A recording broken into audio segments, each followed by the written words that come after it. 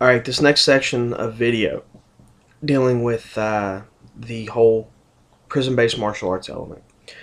Now, you have to bear in mind, we're talking prison-based martial arts. We're not talking about specifically martial arts. We're actually talking about a collection of paramilitary techniques. Now, when I say this, I want you to keep three things in mind. Number one, that crime in America and throughout other parts of the world has always risen after war. This is due to a number of factors, one of which is the strain upon the population to fund the war. The other element of this is that you have men returning from war who really don't have anything. And especially when you're dealing with people who have lost a war, you're dealing with a wrecked economy. The environment itself doesn't have a lot of the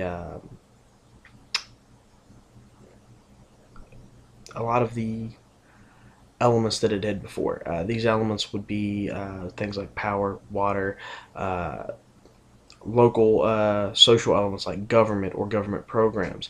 A lot of this stuff occurs on this basis. Now, when we're talking about prison-based martial arts, you have to realize that this goes back to, especially in America, this goes back to the colonial era. Actually, it goes back before the colonial era.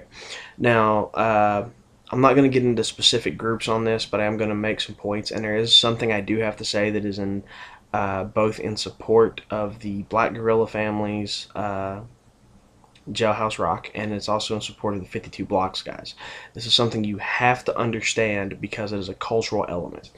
Slavery has always been practiced in Africa. It was a very common practice. Tribes would go to war. The losing tribe would give up men, women, children. Often the men they gave up were warriors to the other tribe as slaves. Eventually, the Dutch started buying slaves off of some of the other tribes who had won wars, and then started helping these tribes win wars, giving them rifles and various other elements so that they could continue to win wars and become dominant, but at the same time,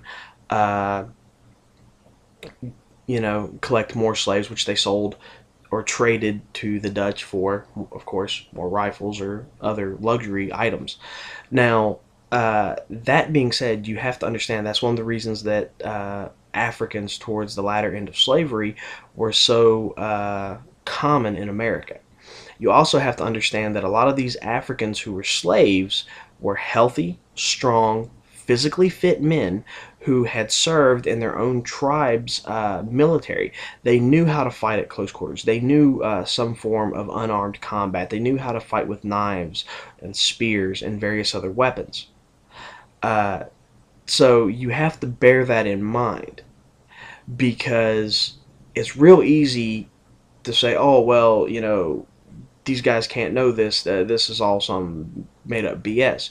But when history tells you that this is what happened, and someone says, yeah, well, it came from that history, even though it's not a well documented history at one end, the part that is documented, and bear in mind, history is always written by the winners. So according to the Dutch, the other Europeans who took black slaves, it was a common element in that regard. Now, for those of you who think, well, who cares, here's the point I'm going to make. The original first slaves in America were Native Americans themselves, the various Indian tribes that existed here. Now, what happened was that it's kind of hard to take someone as a slave against their will when they know the area better than you do. It was easier for them to run off, disappear, and they had all the training they needed to survive. Most of the white settlers didn't. Now, that means that following that, what happened was a lot of the British, can't speak so much for the French because I don't know a whole lot of the history from the French end of it, but a lot of the British who came over to the New World, the American colonies at the time, brought with them indentured servants, which is nothing more than a politically correct term for slave, from Ireland and Scotland. So the original slaves in America were either Native American, Irish, Scots-Irish, or Scottish.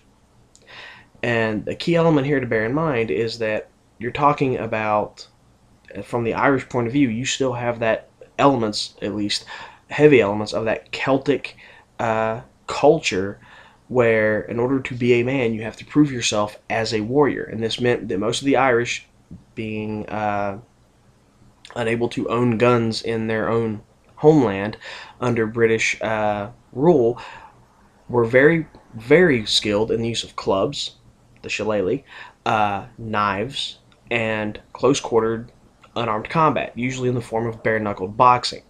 But this also included eye gouges, fish hooks, head butts, ear slaps, a lot of the stuff we see from self-defense now.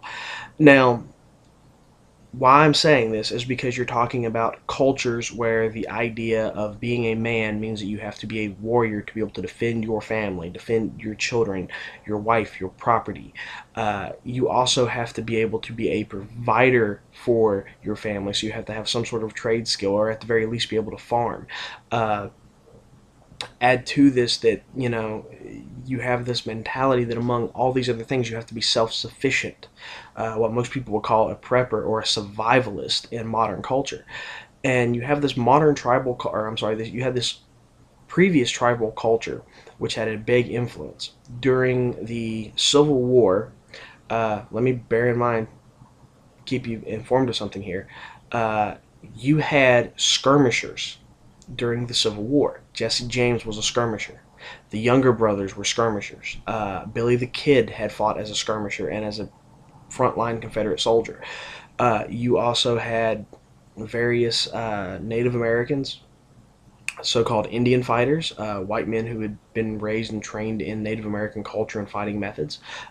You also had members of the Moon Tribe. For those of you who don't know, these were Africans who were sold into slavery to the Cherokee Nation, for which the Cherokee, as kind of a joke, referred to them as the Moon Tribe because they were of darker skin. Most Cherokee have a Caucasian complexion. And the joke was, since the moon glows in the dark and these people have dark skin, ha ha ha, they're the Moon Tribe. Thing about it is, though, that what most people don't understand was, even though they jokingly called them the Moon Tribe, making fun of the fact that they had black skin, or really dark skin, they also accepted them as being part of the Cherokee Nation, as being a tribe of the Cherokee Nation, which means that a lot of the African tribal culturism also came over. When you understand this and you start looking at World War II, what happened in World War II, dealing with Seiko Fujita and Japanese commandos from the Nakano Espionage School, we broke out the old Ranger Handbook from the colonial era. We broke out a lot of the old Indian fighting techniques, a lot of the methods used by the Apaches, the Cherokee Nation, the Choctaw, the Mohawks, several of these other native fighting arts, and they were applied to modern warfare during World War II. In fact, the Alamo Scouts, who were completely based on using those same Native American fighting techniques, remarkably later became the U.S. Special Forces, what most civilians call Green Berets. And Rogers Rangers, his handbook, his guidelines for combat, was modernized into the modern Army Rangers as we know them now. By European standards, or by non-American standards, they'd be considered commandos.